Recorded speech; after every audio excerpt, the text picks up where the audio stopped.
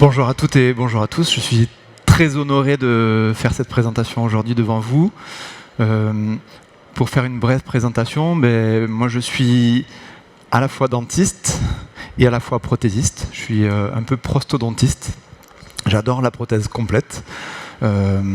Et aujourd'hui, je vais vous présenter un bilan. Alors cette entrée m'a beaucoup fait rire parce que je voulais faire une analogie. 10 ans, le bilan, c'est les noces d'étain avec mon épouse et puis avec la prothèse complète. On va essayer de voir ensemble tout ce qui s'est passé, où on en est aujourd'hui, qu'est-ce qui marche pas. C'est issu de beaucoup d'erreurs. Donc je vais essayer de vous communiquer tout ce qui a marché, tout ce qui n'a pas marché. En 2016, j'ai commencé la prothèse complète avec Ivoclar, avec TreeShape. On a fait des protocoles qui étaient assez standardisés au début et puis on les a fait évoluer. Vous allez voir, il y a différentes façons de travailler maintenant, de concevoir la prothèse complète avec plein de solutions cliniques. Et au cours de cette courte présentation de 45 minutes, on va essayer de voir qu'est-ce qu'on peut améliorer dans notre communication entre le cabinet et le laboratoire, ou le laboratoire et le cabinet, pour mettre en place ces protocoles et surtout qu'ils marchent mieux. On verra où on en est aujourd'hui côté cabinet, côté laboratoire. On va parler également des protocoles et des matériaux de fabrication et également de la conception. Depuis ces 10 ans passés, on a développé des flux, des procédés qui ont été applicables pour différentes situations cliniques. Bien sûr, il y a la prothèse immédiate provisoire. C'est une solution extraordinaire puisqu'elle répond aux attentes de nos patients, surtout dans des cas extrêmes. Et enfin, on peut y répondre grâce au numérique. On a des duplicata, on le verra, des copies exactes de prothèses existantes ou de prothèses qui ont été rebasées. On a des flux de réfection de prothèses, c'est-à-dire qu'on peut renouveler des prothèses, faire une nouvelle conception, tout en conservant des informations d'une prothèse qui était préexistante. Et enfin, on a des flux qui sont sans référence prothétique, c'est-à-dire qu'on part de rien, on a un patient qui ne porte pas de prothèse et on va devoir tout reconstruire. C'est bien sûr le procédé le plus compliqué. On va commencer par ouvrir la première boîte, donc cette prothèse immédiate provisoire. Ce que je constate souvent, c'est que des praticiens, des cliniciens qui ne sont pas rompus à ces procédés-là, ne donnent pas toujours les bonnes informations au laboratoire. Donc moi, je vais essayer de vous donner tout ce que j'ai observé qui ne fonctionne pas pour le modifier. Et vous verrez que la ligne directrice de ces 10 ans, ça a été de la communication, comme on l'a dit. Cette communication, elle ne peut être faite que entre un cabinet et un prothésiste local qui ne peut être délocalisé à des milliers de kilomètres. Donc la prothèse locale, encore oui. Cette prothèse immédiate, elle se fait en 2 séances cliniques. Donc on fait une numérisation et puis on fait une pause. Il n'y a pas d'essayage. Le jour de la chirurgie, on avulse les dents et on pose la prothèse. Nous, chirurgiens dentistes, c'est une étape qui nous angoisse énormément parce qu'on a peur que cette prothèse ne tienne pas, que le plan d'occlusion soit de travers, que l'occlusion ne fonctionne pas, qu'elle ne soit pas rétentive, et on a un patient qui est assez démuni devant nous. Donc c'est un moment qui est un petit peu tendu, et on va voir ensemble qu'est-ce qu'on peut améliorer pour que ça marche mieux. Je vous ai mis des petites fourmis parce qu'il faut être besogneux, et il faut travailler doucement et sérieusement sur certains points qui sont incontournables. Quand on est au laboratoire et qu'on reçoit une empreinte et qu'il y a des trous dans les embrasures, c'est très compliqué de les combler, ça nous prend du temps au laboratoire. Et donc, il est important de conseiller à vos dentistes de combler tous les trous dans les embrasures avec du silicone, sous les pontiques par exemple, avant qu'ils ne numérisent pour faire une prothèse complète. Ensuite, la muqueuse doit être immobile. Donc il y a des outils qui permettent d'écarter, de tendre les tissus pour que quand on repasse plusieurs fois avec la caméra au même endroit, eh bien, on n'obtienne pas un effet de lasagne. Ces petites strates périphériques au laboratoire, elles nous obligent à, quand on positionne la spline, la ligne, à passer d'une couche à une autre, et le logiciel n'arrive plus à déterminer quelle est la bonne limite. Donc nous, dentistes, on doit vous donner de bonnes empreintes avec des tissus tendus J'ai vu ça avec les caméras TreeShape tout à l'heure. On doit déconnecter, désactiver l'option intelligence artificielle sur ces caméras, qui a été mise à jour sur la dernière mise à jour il y a 15 jours, où elle est tout le temps automatisée. Il faut qu'on la déconnecte pour qu'on puisse numériser la muqueuse correctement.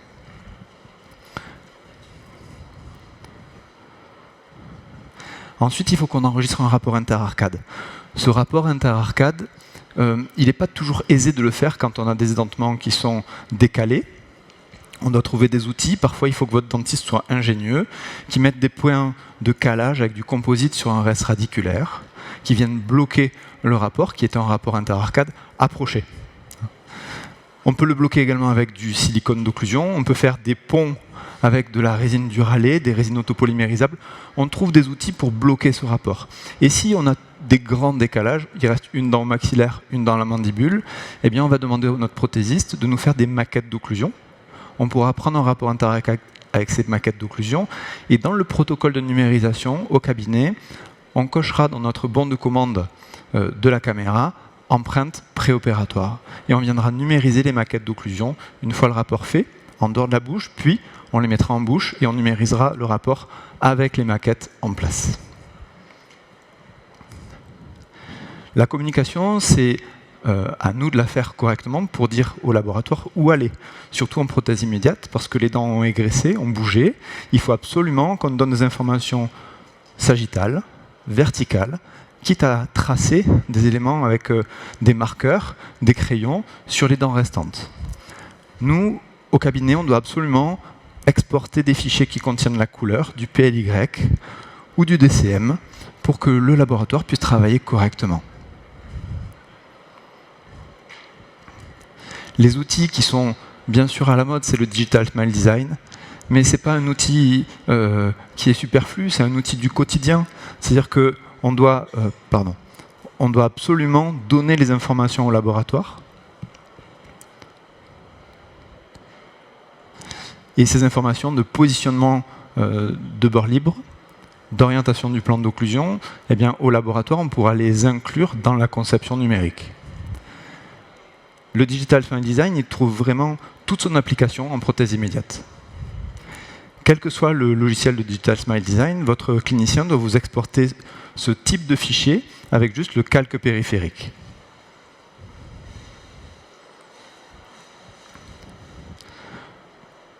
La conception au laboratoire, donc avulser les dents, c'est pas le plus compliqué d'un point de vue numérique. J'attarde un tout petit peu votre attention sur le fait qu'il faut absolument, quand au laboratoire on retire des dents ou qu'on lisse la muqueuse, il faut absolument essayer de bien communiquer avec le dentiste pour l'informer de notre régularisation. Parce que, je vous disais, c'est un moment critique pour nous, chirurgiens dentistes. Il faut absolument nous informer de qu'est-ce qui a été retouché. Et si le projet final, c'est de l'implantologie, par exemple, eh bien, on va le moins régulariser possible. Il est vite fait avec une souris de régulariser des contre-dépouilles. Ici, ce Digital Smile Design qui avait été fait, il avait été fait en regardant le patient, en clinique, en lui faisant prononcer des F et des V pour voir la position finale de son futur bord libre. Cet outil du guide chirurgical, il est très intéressant. Quand on a fini notre conception, on peut exporter une base sans les dents de prothèse complète et on peut imprimer cette base. Cette impression de base va être retirée de ses supports d'impression et on va fraiser toutes les papilles sur la base imprimée transparente. Ça peut être transmis au cabinet et au cabinet, eh bien, on va voir les points de surpression, les éléments qu'il faut retoucher pour faire adapter, pour qu'il y ait une parfaite concordance entre la surface d'appui et l'intrado de la prothèse qui est réalisée. Cette base transparente a exactement la même définition que l'intrado de la prothèse qui est posée juste après. Ainsi, eh bien, on évite des difficultés au cabinet et on permet à notre praticien d'être sûr et de lui garantir une bonne pose de prothèse.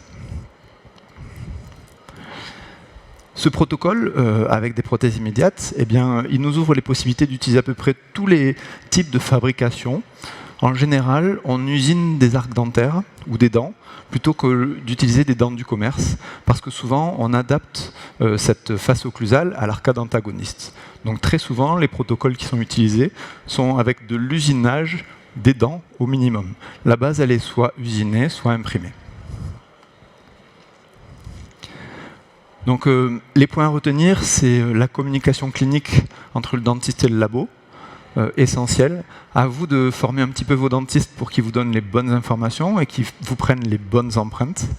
Il faut également que le laboratoire communique bien avec son dentiste, surtout quand il régularise une crête. N'hésitez pas à faire une visio, un TeamViewer, un Zoom, ce que vous voulez pour valider cette retouche. Et n'hésitez pas également à envoyer une petite photo de la crête une fois qu'elle a été régularisée pour que le dentiste puisse le visualiser. N'hésitez pas à imprimer des guides chirurgicaux. En termes de technique de fabrication, vous avez vu, tout est possible. En général, on usine des dents. Maintenant, on va voir un deuxième flux de réalisation qui est un vieux rêve qui se réalise enfin. C'est le duplicata, ou la copie exacte d'une prothèse préexistante. Là aussi, pas d'essayage. C'est un flux clinique qui se fait en 2 séances.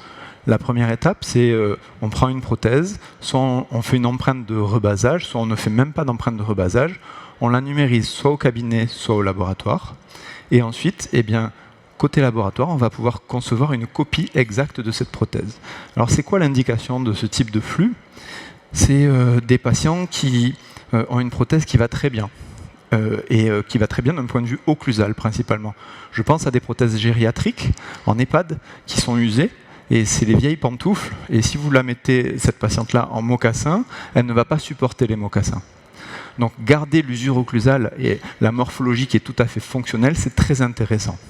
Bien sûr, on ne va pas améliorer énormément l'esthétique, hein, ce n'est pas le but de cette prothèse-là. On peut aussi faire une empreinte de rebasage en bouche clinique avec des matériaux fonctionnels.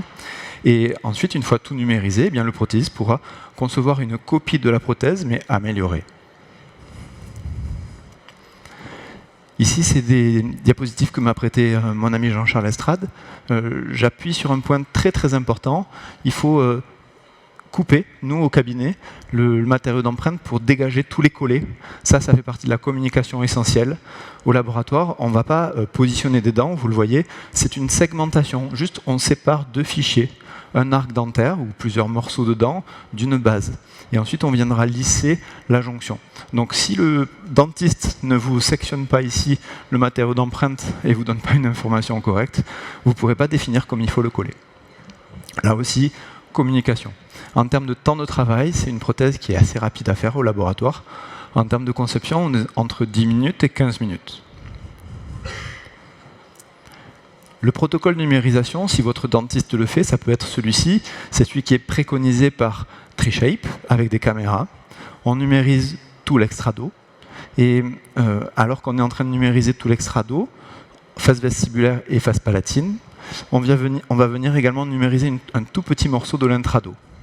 Ensuite, eh bien, on va poser la caméra, on va laisser le logiciel de la caméra à l'algorithme finir de matérialiser un volume qui n'est pas fermé, et on reprendra la caméra et on repartira de ce point qui est dans l'intrado pour finir de fermer un volume. C'est ce qui permet d'avoir le moins de déformation possible. Bien sûr, les numérisations sur scan de table au laboratoire sont la référence absolue en termes de déformation dimensionnelle. Ici, donc, ce bord qui a été sectionné. C'est très très important qu'on fasse ça. Ici, une empreinte de rebasage qui a été faite. Une spécificité que je voulais vous souligner, c'est que en prothèse numérique, le bord postérieur, c'est compliqué à graver sur un modèle parce que les outils que l'on a sont sphériques. Et un protocole que je vous propose, quand le bord postérieur est positionné au bon endroit en antéro-postérieur, c'est de mettre un composite fluide au niveau du bord postérieur. Alors, de l'adhésif à composite pourra être placé avant.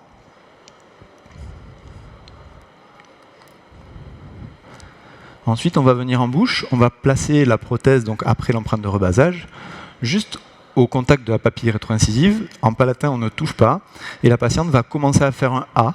Et quand elle commence à faire le A, on plaque la partie postérieure de la prothèse. Et là, on polymérise. Le clinicien a retiré la petite protection anti-ultraviolet avant de polymériser par l'arrière. Ainsi, on enregistre une position du voile qui est haute pendant un A.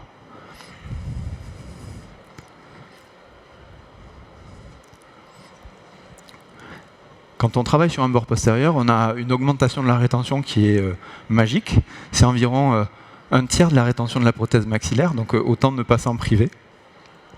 Et c'est un des game changers de ce type de réhabilitation. On va la retirer. Et ici, ce bord postérieur pourra être fini d'être polymérisé hors bouche, puis fraisé avec une fraise pour revenir à la limite antéro-postérieure du bord initial. On aura enregistré un voile qui est légèrement levé, et ainsi on ne blessera pas la patiente au repos. Ici, maintenant, ça doit être fraisé. Je vais passer pour accélérer. Voilà ce que ça donne. Donc à gauche, prothèse initiale, à droite, copie de la prothèse exacte. Ce qui est vraiment fantastique, c'est qu'on a exactement la même prothèse. Et dans 90% des cas, il n'y a plus de retouche au cabinet. Zéro retouche. Ni des bords, ni des dents. C'est une prothèse qui est très vite intégrée par le patient. On peut l'améliorer grâce à un rebasage, comme on l'a vu, mais pas forcément.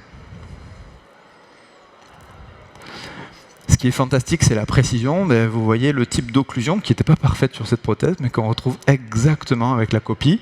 Et on a un patient qui a la même prothèse avec la même fonction. Donc indication pas complète, on ne fait pas que des duplicata, mais bien sûr c'est une superbe indication. Attention au vocabulaire, les dentistes confondent souvent les duplicata de copies imprimées provisoires. Un duplicata, c'est une prothèse finie, avec du rose et du blanc. Donc il faut vraiment former vos dentistes à leur apprendre à utiliser les bons vocabulaires et la bonne terminologie. Duplicata, c'est une prothèse finie. D'ailleurs, quand il recevra la facture, il va falloir qu'il la paye, puisqu'il vous a demandé un duplicata. Les procédés de fabrication, en général, c'est un procédé où on usine les dents, puisqu'elles ont une morphologie qui est adaptée à une ancienne occlusion. Donc ça, c'est vraiment totalement indiqué dans l'usinage. La base, elle peut être soit imprimée, soit usinée. Donc le focus sur ce protocole, c'est la terminologie duplicata. Duplicata, c'est une prothèse finie, d'usage. Attention au bord postérieur. Attention à ce que si le dentiste numérise avec sa caméra, il découpe sous la ligne décollée le matériau d'empreinte. Il faut vraiment faire attention à ça. Et technique de fabrication qui nous oblige à aller vers de l'usinage de l'arc dentaire. Je vois très souvent des dentistes qui demandent des duplicata alors qu'ils ne veulent pas des duplicata. Maintenant, on va voir un petit point particulier pour les deux derniers procédés. C'est que ces deux procédés présentent un essayage. Ça, c'est un gros changement pour le dentiste parce qu'il fait un essayage de prothèses imprimées et il n'a pas toujours l'occasion de bouger les dents. Voici à quoi ça ressemble un essayage imprimé avec des résines biocompatibles d'essayage, à gauche, en haut à gauche. Si votre dentiste a absolument besoin de chauffer un petit peu sous le pied des dents, vous pouvez lui permettre de le faire.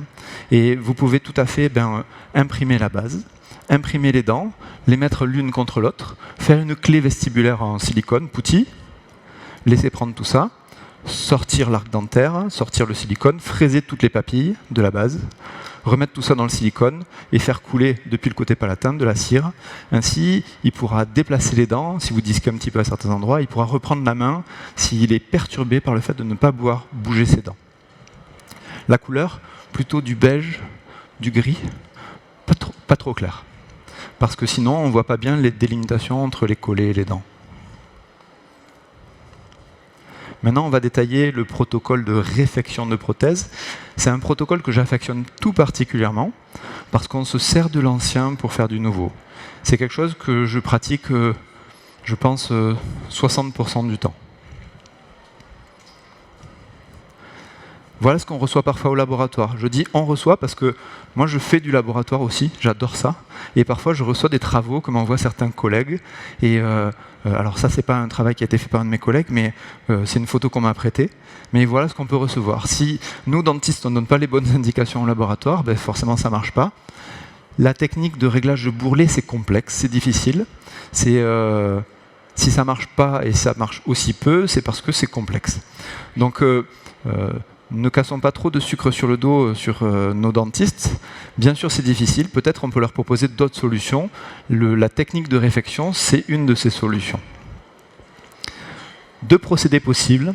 Soit on va faire des empreintes avec les anciennes prothèses du patient et on va les numériser. et on va pouvoir concevoir un nouveau montage de dents. Ce n'est pas un duplicata, hein, c'est un nouveau montage de dents. Ça, c'est en 3 séances. Soit on peut imprimer des copies des prothèses du patient. Ça veut dire qu'on est en 4 séances, parce qu'il y a une première séance où le dentiste aura numérisé la prothèse préexistante, et on aura imprimé une copie, et on aura fait nos empreintes et notre rapport interarcade avec la copie. Pour moi, ça, ce sont des maquettes d'occlusion porte-empreinte. Surtout dans la catégorie de droite. On va voir dans quel cas j'indique telle ou telle situation. Premier cas, donc, on travaille avec les prothèses du patient, on est sur 3 séances. Ça, c'est plutôt une situation clinique où ça va plutôt bien. Il y a quand même pas mal de choses sur cette prothèse qui vont bien. L'occlusion entre les prothèses est bonne, le rapport est bon. Vous voyez toujours un protocole ici de bord postérieur avec un composite fluide.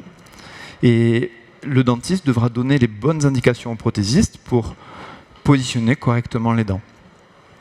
Au laboratoire, on va déterminer une surface d'appui et on va pouvoir monter les dents dans le masque du montage préexistant et puis en corrigeant les éléments du montage en fonction de ce que nous donnera le dentiste comme information.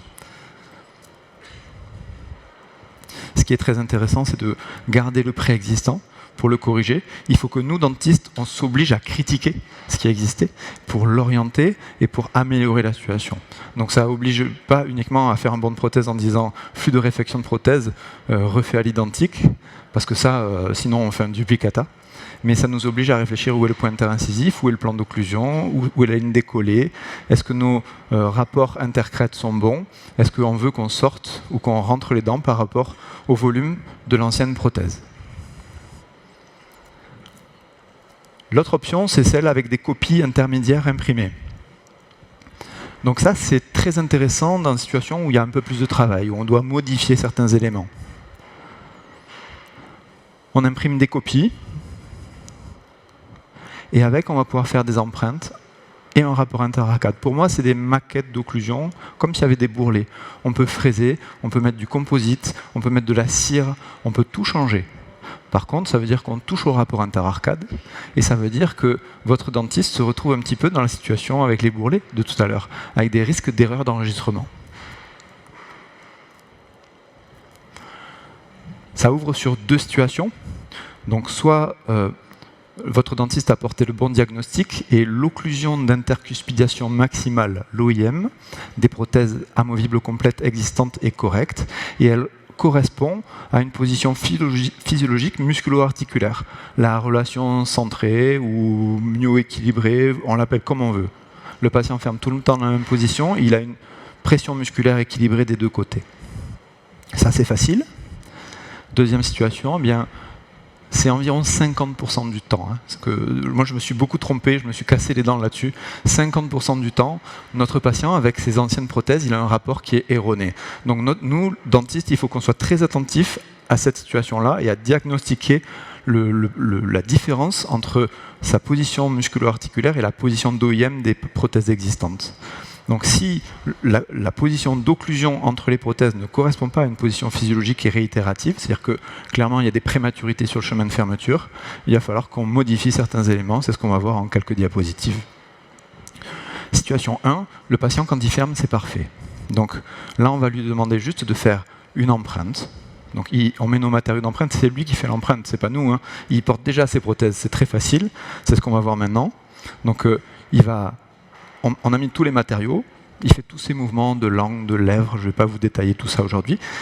Quand il est en bouche ouverte, comme ça on peut maintenir la prothèse avec des doigts, et de temps en temps, on enlève nos doigts et il presse, il serre.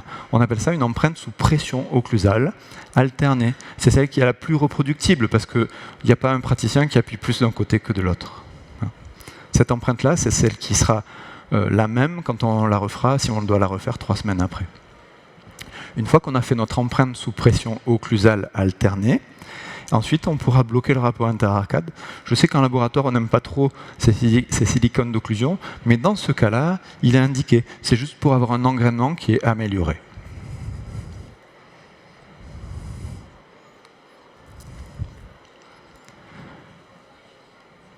Ensuite, on fait la conception au laboratoire, on essaye le montage, imprimé, et ensuite on usine et on pose. Ça marche bien.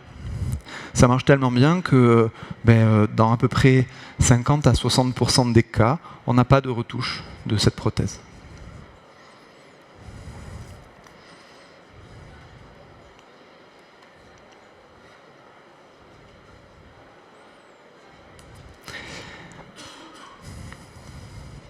Les cas où j'ai vu des erreurs, c'est parce que j'avais mal fait mon diagnostic et que mon occlusion initiale n'était pas bonne. Dans ce cas-là, si je diagnostique que mon occlusion initiale n'est pas bonne, je vais vous donner quelques petites astuces à appliquer avec vos praticiens. C'est un petit peu un point d'appui central, une butée, un jig, un déprogrammateur. C'est un petit peu le même principe. L'idée étant de régler la dimension verticale d'occlusion entre une partie antérieure de la maquette mandibulaire et un plot palatin maxillaire, un retour palatin. Ensuite, on laisse du vide en postérieur et on va venir enregistrer le rapport interarcade. On va enregistrer ce vide-là. En fait, on a shifté et on a changé le rapport interarcade de notre patient. Et maintenant, on est dans une relation myocentrée équilibrée. Donc, 1, on détermine notre rapport interarcade. 2, on fait l'empreinte sous pression occlusale alternée, comme tout à l'heure. On s'est remis dans une bonne situation. Moi, je pratique toujours ce principe. Orientation du plan d'occlusion, soutien, dimension verticale d'occlusion, puis rapport interarcade. Toujours dans cet ordre-là. Avec de la cire, ici à gauche. La langue levée vers le palais. Et à droite, ici, avec de la résine Duralé, butée antérieure, vous voyez. La patiente nous dit si elle a une pression équilibrée des deux côtés, ça témoigne de sa relation myocentrée équilibrée. Ici, à droite, notre patient avec sa butée antérieure sur de la résine. Le bord postérieur, version numéro 2. Ici, on va le déterminer avec de la cire. Vous voyez, on peut mettre de la cire dans l'extrado. On va venir la couper. Je vais accélérer parce qu'elle est un petit peu longue, cette vidéo. On va venir la couper. Et ensuite, on pourra mettre un marqueur dermographique sur cette cire et venir le porter en bouche pour voir où est-ce qu'on est. Et ainsi, le dentiste il pourra savoir où est-ce qu'il s'arrête. Une fois qu'il a déterminé la bonne position antéro-postérieure, il va pouvoir réchauffer cette cire et venir replaquer cette maquette en bouche et venir demander au patient de prononcer un A long et appuyer avec son doigt pour enregistrer la position du voile en position haute.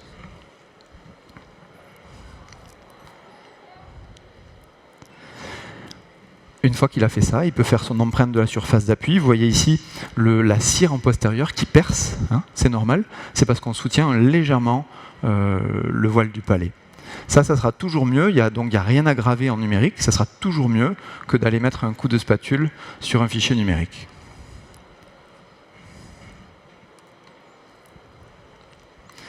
Donc, dans cette technique, on a vu des petits détails, surtout sur la partie initiale, le rapport interarcade. La terminologie, alors moi, dans ma pratique, je demande des copies intermédiaires imprimées des prothèses existantes. À vous de définir le protocole que vous voulez, mais ce ne sont pas des duplicata. Hein. Ou alors vous appelez ça un duplicata provisoire, copie intermédiaire imprimée, comme vous voulez. Mais échangez avec votre clinicien pour qu'il vous donne la bonne terminologie et toujours la même. Vous avez vu le bord postérieur, hein, de nouveau, mais en version différente. Les procédés et techniques de fabrication, je ne vous les ai pas détaillés ici. Là, tout est ouvert. On peut utiliser des dents du commerce, on peut utiliser des bases imprimées, usinées, on peut usiner des arcs dentaires. On va voir maintenant le dernier flux, donc le dernier procédé qui est sans référence prothétique. Typiquement, un patient qui arrive sans prothèse ou des prothèses qui ne sont pas utilisables. En fait, elles sont tellement farcies d'informations erronées qu'on ne veut pas s'en servir. Ou le patient ne souhaite pas qu'on se serve de ces données préexistantes. Vous allez voir, on a deux procédés dans ce flux, sans référence pré-prothétique. Le premier, c'est quelque chose que je pratique souvent, parce que c'est assez simple, ça reprend ce que l'on faisait avant, la tradition, le conventionnel, mais ensuite on bascule sur du numérique côté laboratoire. On va apporter un petit peu de nouveauté, c'est-à-dire qu'au lieu de faire des PEI, moi je fais des empreintes primaires, je demande directement des maquettes d'occlusion porte-empreinte. Ça oblige à faire une séance au cabinet qui est un petit peu plus dense, mais on peut tout faire. Et le principe, c'est qu'on va faire comme avec le flux de réflexion, d'abord bloquer un rapport interarcade, puis une empreinte sous pression occlusale alternée. La même chose que ce qu'on vient de voir. essayage, mise en bouche. On est sur 4 séances cliniques avec des maquettes d'occlusion porte-empreinte. Les empreintes, elles peuvent être numériques, elles peuvent être physiques. Les bonnes marques de caméra permettent de faire des empreintes de muqueuse. Maintenant, on peut tout à fait faire ça et demander une maquette d'occlusion. Dans la séance 2, on va déterminer le rapport interarcade, le bloquer, puis faire les empreintes sous pression occlusale. Ensuite, ces gros volumes, c'est sûr que c'est toujours mieux de les scanner au laboratoire parce qu'il y a moins de déformation. Mais vous pouvez aussi, si vous travaillez avec un laboratoire qui est un petit peu loin, le numériser, lui donner le fichier.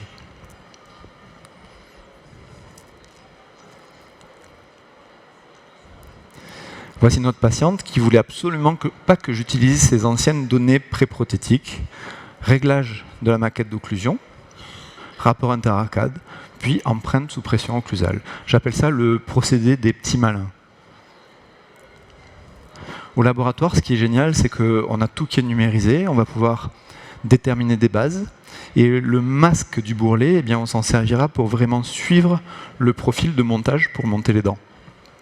Ça, c'est un vrai apport, un vrai gain du numérique pour moi, c'est le fait qu'au laboratoire, on puisse suivre exactement le montage tel que c'est déterminé par les réglages au cabinet. Vous voyez, on a ce masque où on peut remettre les empreintes initiales. Ça, c'est sur le logiciel TreeShape. Ensuite, on va faire un essayage imprimé, puis une pause.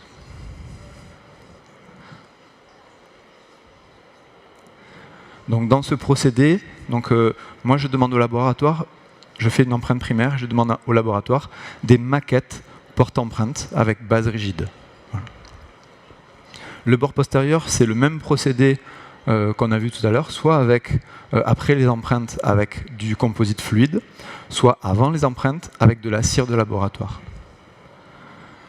Les techniques de fabrication, c'est comme dans le flux de réfection de prothèses, tout est possible. Des dents usinées, des dents du commerce, des bases imprimées ou des bases usinées. Maintenant, on va voir le dernier procédé, qui est un procédé qui a été inventé par Ivoclar et qui reprend des anciens outils qui étaient dans le côté traditionnel ou physico-chimique pratiqué par la firme Ivoclar. Donc ça, c'est vraiment leur procédé type initial, mais avec leurs matériaux et avec leurs disques ou leurs usineuses, on peut faire tous les procédés. Donc on part sur un flux de 4 séances cliniques. Ce dernier procédé, si vous êtes un laboratoire, je vous conseille de ne le pratiquer avec vos cliniciens qu'après un certain temps d'exercice sur les 3 autres procédés précédents. C'est-à-dire que ça fait beaucoup de changements cliniques pour nous cliniciens. Donc n'allez vers ce procédé que quand ils sauront déjà faire les 3 autres.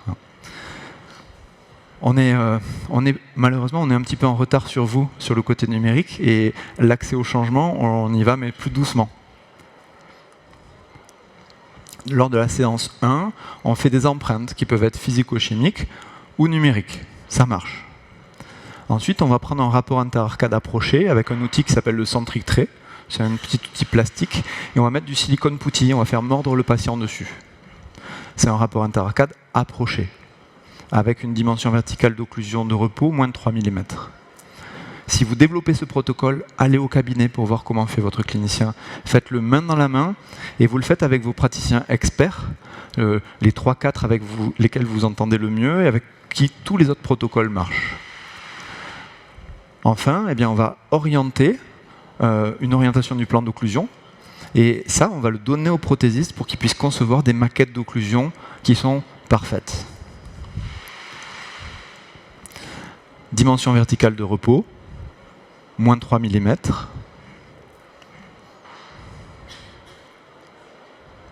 On fait fermer la patiente. Il faut que notre patiente soit assez coopérante et qu'elle n'ait pas un réflexe nauséeux trop important.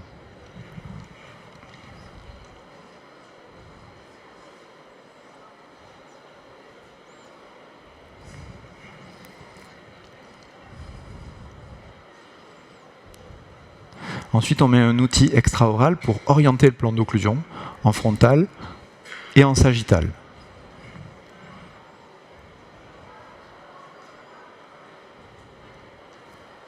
Il ne faut pas hésiter à prendre des photos au cabinet parce que nos yeux vieillissent et ça ne marche pas toujours aussi bien.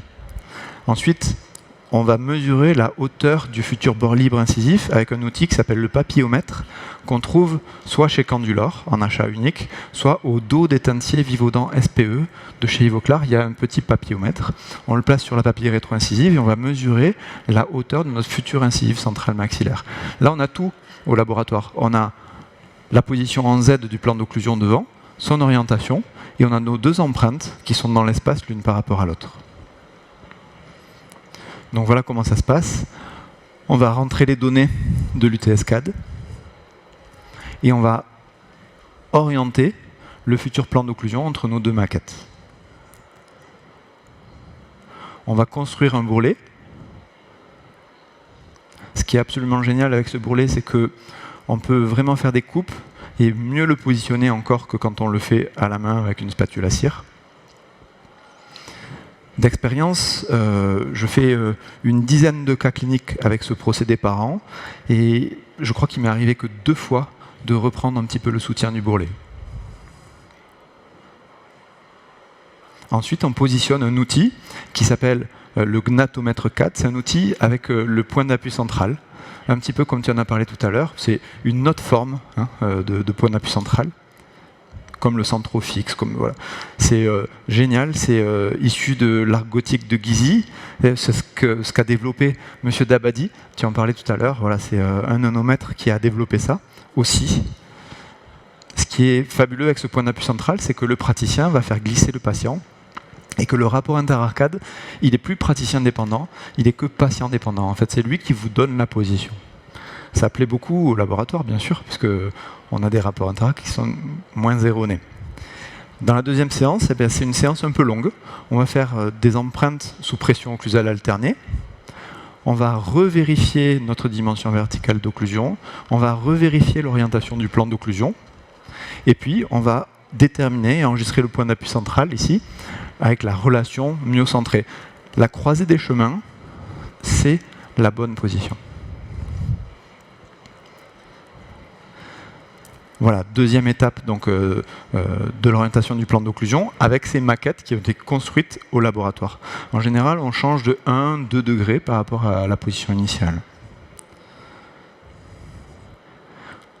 On met du marqueur sur une plaque. Le patient va pouvoir faire des mouvements.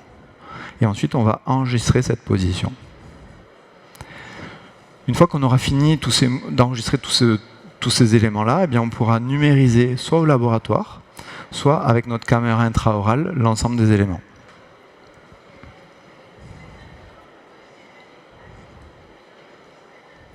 Voilà, l'art gothique de Guizy. Il y a une petite plaque enregistreuse qui nous permet de bloquer le rapport. En fait, on va refaire fermer la patiente dans cette position et on va bloquer, puisqu'elle est en contact que sur un seul point, on va le bloquer avec un silicone d'occlusion.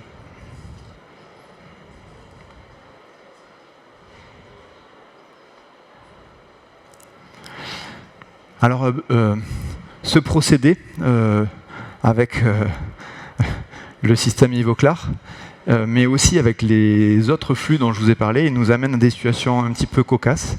Et ça, c'est devenu, pas mon quotidien, mais quasiment une fois sur 2, on n'arrive plus à enlever les prothèses.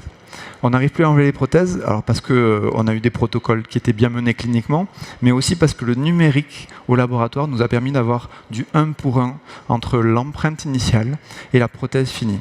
Donc nos niveaux de rétention et alors, je vais pondérer un petit peu ce qu'on voit, c'est sa première prothèse complète, donc il ne sait pas comment la retirer, hein, bien sûr, mais c'est quelque chose qui change vraiment la donne avec vos praticiens, c'est-à-dire qu'ils verront des changements de rétention majeurs de leur prothèse, et une satisfaction patient qui est vraiment améliorée.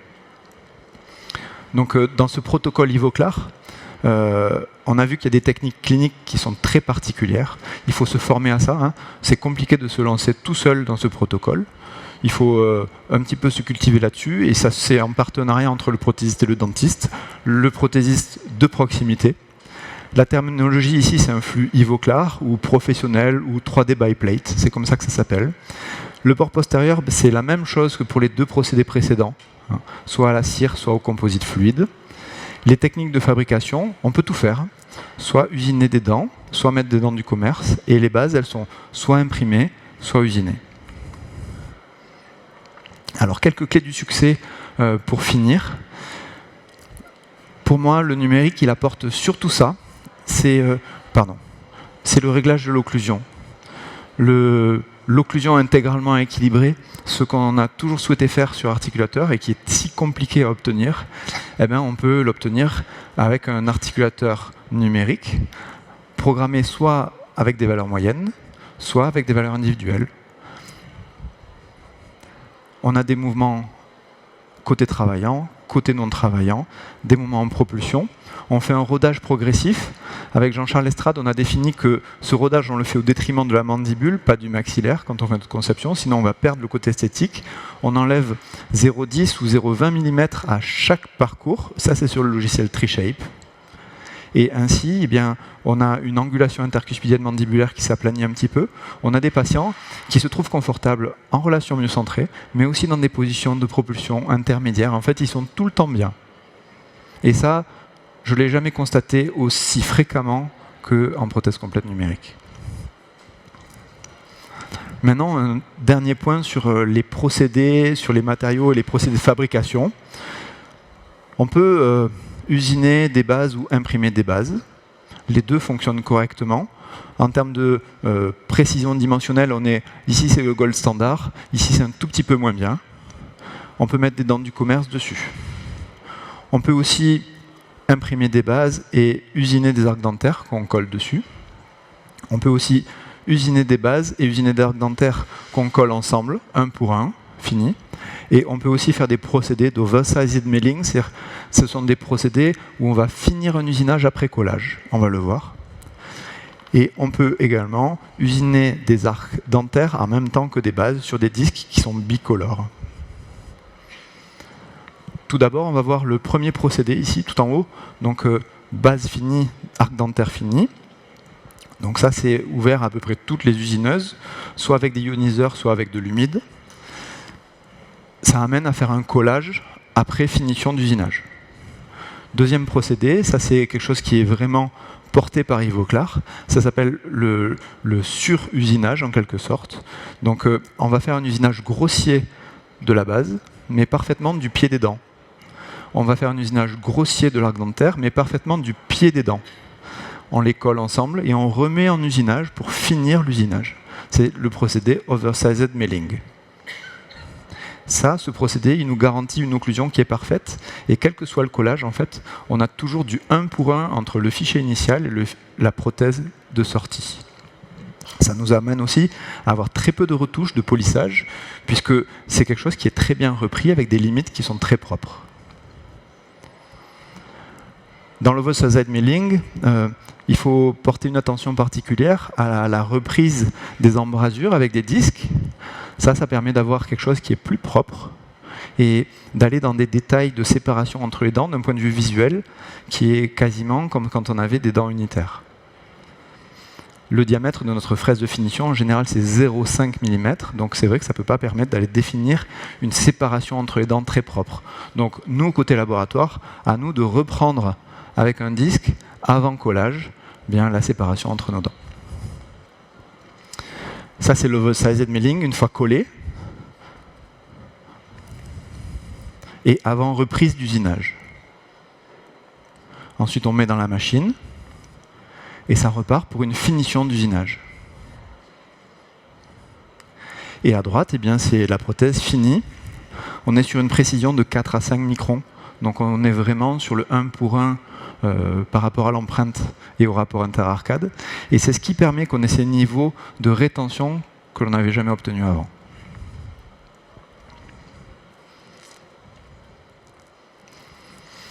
Dernier procédé d'usinage, c'est un procédé qui est pratiqué par Ivoclar, mais aussi par Avadan. Alors j'en profite pour parler d'Avadan. Avadan, c'est une firme américaine qui contacte les prothésistes dentaires pour faire des conceptions et des usinages en délocalisé hors de la France, en Hollande. Moi, je fais une promotion pour que ce soit les prothésistes locaux qui fassent les conceptions et les usinages. Chez Avadan, ils ont aussi des disques bicolores, et chez Ivoclar, ils sont les seuls à avoir des disques bicolores sur des machines-outils qui vont dans les laboratoires de proximité. L'idée, c'est qu'il y a une morphologie, un shell effect comme un coquillage, qui reprend à peu près 90% des formes d'arcade. Et en fait, on arrive à placer à peu près toutes les arcades dans ce profil avec des papilles et des dents. Et en un seul usinage, eh bien, on peut usiner et la base et les dents. L'intérêt, c'est que ça va plus vite au laboratoire. Et ça permet d'avoir moins de travail de polissage, moins de travail de collage. Cette diapositive, si vous voulez la prendre en photo, n'hésitez pas, parce qu'il faut discuter avec les dentistes pour voir le temps de travail au fauteuil. Tous les protocoles numériques qu'on a en haut, en rouge, ça fait gagner du temps au cabinet. Le temps, c'est de l'argent, c'est de l'efficacité. On ne parle pas de bénéfice, nous, on parle d'efficacité. Mais on est plus efficace. Donc on peut accepter de payer un petit peu plus cher notre prothèse. Et elle le mérite. Et vous le méritez. Les perspectives cliniques en 2 diapositives, je vais juste vous donner ça parce que c'est ce que tu disais tout à l'heure et je suis entièrement d'accord. La tradition et l'innovation, ça va parfaitement avec notre vision. Et ce qu'on faisait avant, en fait, c'est adapté avec du numérique. Une perspective, c'est que mon ami Jean-Pierre Burgers, qui fait de la piézographie, pour certains qui connaissent, c'est une vieille technique qui est malheureusement plus trop pratiquée. Cette piézographie, elle peut être intégrée avec du numérique. Et comme on garde les masques des volumes initiaux, eh bien on peut l'intégrer pour concevoir la prothèse plutôt que de faire des clés en silicone pour monter les dents. Donc ça, c'est le procédé conventionnel de la piézographie. On a fait des maquettes piézographiques, on a fait une piézographie clinique. Ça nous permet de déterminer le plan d'occlusion et surtout l'orientation du bloc incisif. Donc on n'a pas encore pris de rapport interarcade, mais ça nous permet de déterminer tous les éléments pour construire la future prothèse avec les couloirs. On va numériser cette piézographie et on va l'imprimer. Et ça devient une copie intermédiaire imprimée piézographique. On va faire un rapport interarcade, on va faire une empreinte sous pression occlusale alternée et on va pouvoir construire un montage de dents piézographique avec une empreinte anatomo-fonctionnelle. Vive le numérique, parce que ça, c'était difficile à appliquer au laboratoire et au cabinet, et maintenant c'est possible grâce au numérique. La piézographie, c'est quelque chose qui, moi, a changé ma vie, ça a été un game changer, parce que je suis passé de environ 5 échecs en 10 ans, des prothèses que je n'arrivais pas à faire porter à des patients, et je les ai toutes réglées grâce à la piézographie. Deuxième option de piézographie, c'est lorsqu'on est dans un flux de réfection de prothèse, vous savez, avec une copie intermédiaire imprimée, eh bien, on peut faire une piézographie avec cette copie intermédiaire imprimée. C'est ce qu'on voit à gauche. Regardez, cette piézographie, elle nous dit tout à fait que le montage des dents initiales, il était trop extérieur. Donc on l'a fraisé. Et voilà ce qu'on a. Donc ça, c'est notre maquette, donc notre copie intermédiaire imprimée. Avant de faire le rapport interarcade, avant de faire l'empreinte, j'ai corrigé ce volume-là. Et ainsi, eh bien, le prothésiste pourra monter le montage numérique des dents dans un volume qui est piézographique. Dans toutes les réflexions que j'ai eues, j'ai fini, c'est que tous ces procédés, ils ne marchent que si on est en binôme, dentiste-prothésiste. Ça ne marche pas si on ne communique pas bien. Il y a une courbe d'apprentissage, et pour le dentiste et pour le prothésiste, il faut qu'on accepte tous les deux de faire des erreurs et de progresser. Je pense qu'il faut se former absolument pour faire ces procédés.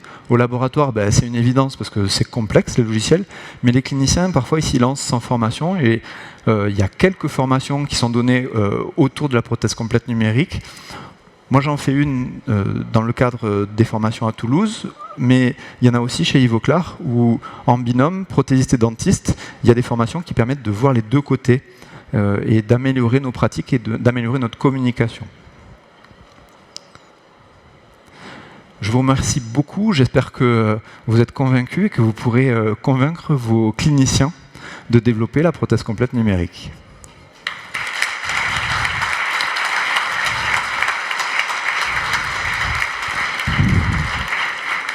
Il y a des questions dans la salle? Oui, je vois des bras qui se lèvent, il y en a même plein. On va essayer de faire assez court les questions parce que la conférence d'après est aussi assez longue et il faut qu'on tienne le timing. Je vais commencer par là. C'est qui a levé? Bonjour, merci. Vous avez constaté les différences de maintien des prothèses mandibulaires avec le numérique. Et petite question aussi, j'ai pas trop compris à quel moment on faisait le palais en transparent pour que vous puissiez régler l'édentement. Le palais en transparent, c'est on va imprimer le fichier qui correspond à la base de la prothèse uniquement, et on va fraiser les papilles et on va le polir. Et ça, on va le donner au dentiste pour que le jour de la chirurgie, quand il a vu les dents, qu'il le place en bouche, il voit un petit peu les zones de surpression, qu'il puisse retoucher un peu l'os ou couper une papille. Et ainsi, on aura du 1 pour 1 entre la surface d'appui et votre intrado de prothèse, et ça tiendra. Ensuite, la première question, c'était quoi ? Si vous avez constaté qu'à la mandibule, oui, ça tient mieux. Oui. À la mandibule, j'ai constaté également que ça tenait mieux, mais un petit peu moins qu'au maxillaire, bien sûr. Les gros gains de rétention, on les a quand on fait de la piézographie. Parce qu'il n'y a pas que la surface d'appui, il y a aussi toutes les surfaces polystabilisatrices autour, et c'est là qu'on a un vrai changement de rétention. Surtout quand il n'y a plus de crête.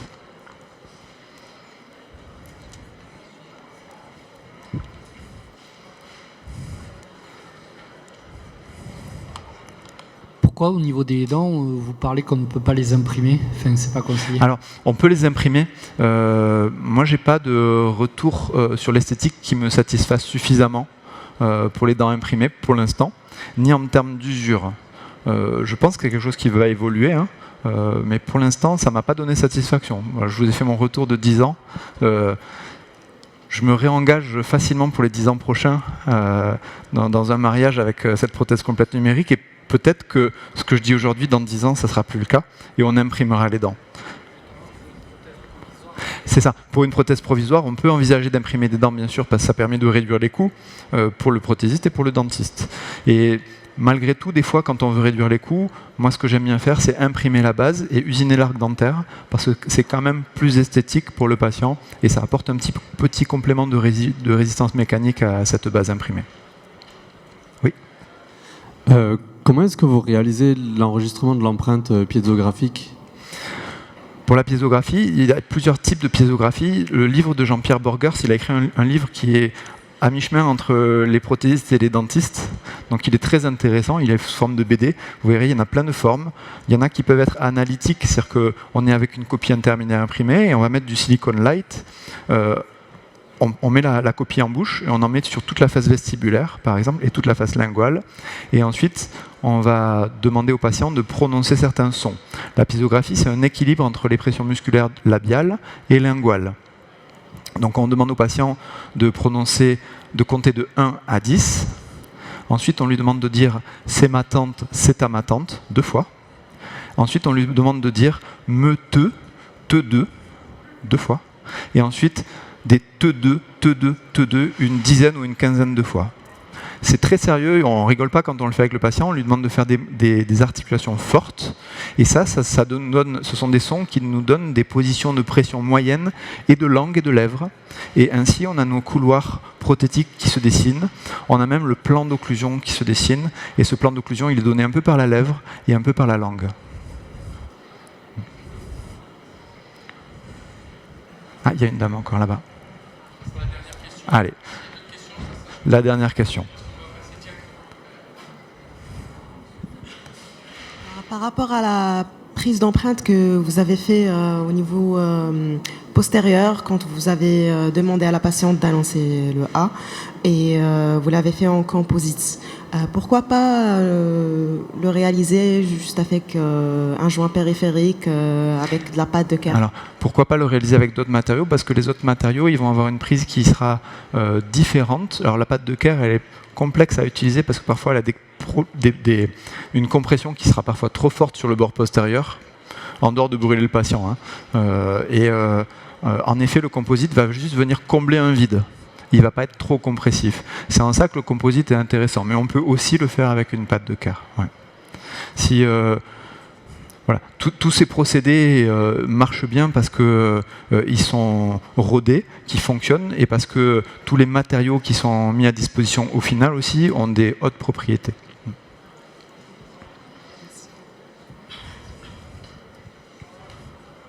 C'est bon ? Merci beaucoup.